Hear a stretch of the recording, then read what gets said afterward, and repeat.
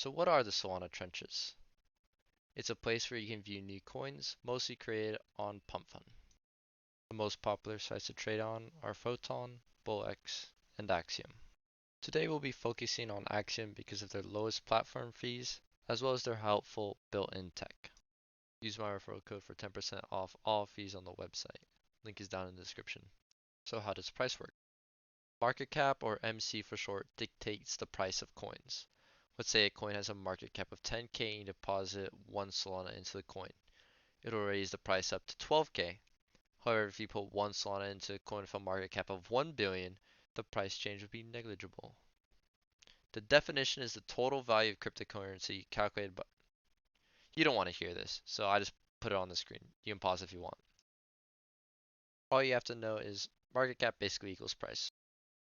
Now, let's take a better look at Axiom. So right in front of us is their pulse page slash meme scope slash trend area, whatever you want to call it.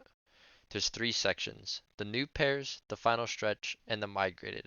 The new pairs are all the newly created coins updated in real time. The final stretch are all the coins that are close to bonding and becoming migrated. And the migrated page are all the coins that went through the bonding phase. It's basically their life cycle, and the migration phase is them leaving their old house into a better and more secure one. Now let's take a look at what a coin looks like. There's a lot of information, but we'll just focus on the market cap and the volume.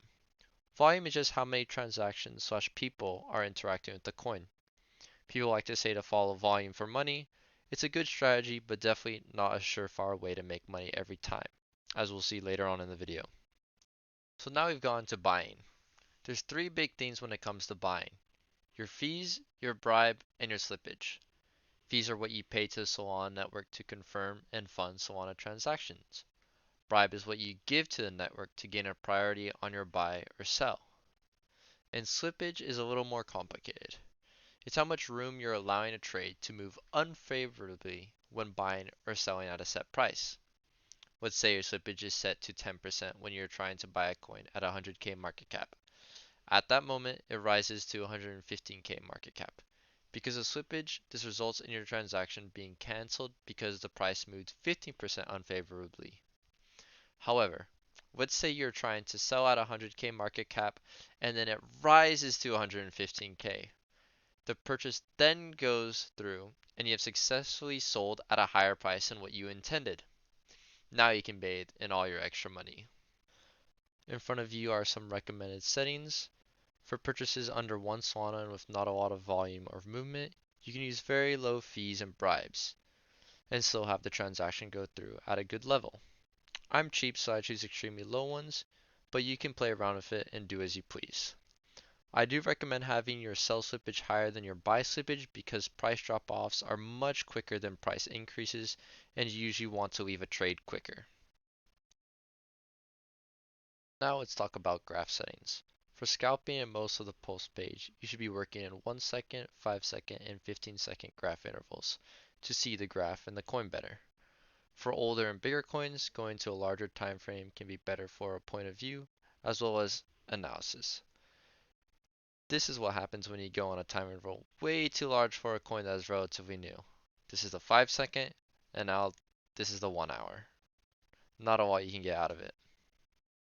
We're finally at the fun part: analyzing coins and figuring out if it's a good or bad one. First off, let's talk about the 3 most popular links on a coin: their X, their website, and their Telegram. Clicking on the X will bring you to a Twitter user, page, tweet, post, comment, anything that is on X. Looking at this example, we can point out a lot of stuff that is wrong with this Twitter page. First, the followers are extremely low, and their join date is still relatively recent. They also have a low post count, so this should automatically be putting you on edge. Going back, let's now take a look at their website. Just by the front page, it looks really good and it appears some effort was made. This gets a temporary approve, however more research is needed to confirm if the page is good or just looks good. I'll make videos highlighting the best ways to confirm, but this video is just an introduction. Now, let's finally look at their Telegram. Off the rip, we notice their subscriber count is low and it appears some signs of a poor product were left by some other people in the forms of emojis, so this Telegram is a bust. Overall, we will not be buying this coin. Some other red flags to note to be kept in mind will be highlighted on the screen. We won't go over why they're red flags for now, but it's good for you to think about it. Let's see how the coin actually does. Well, would you look at that? I wasn't very surprised. So we successfully sniffed out a bad coin. Some final pro tips. Stay alive. This isn't a sprint, but a marathon.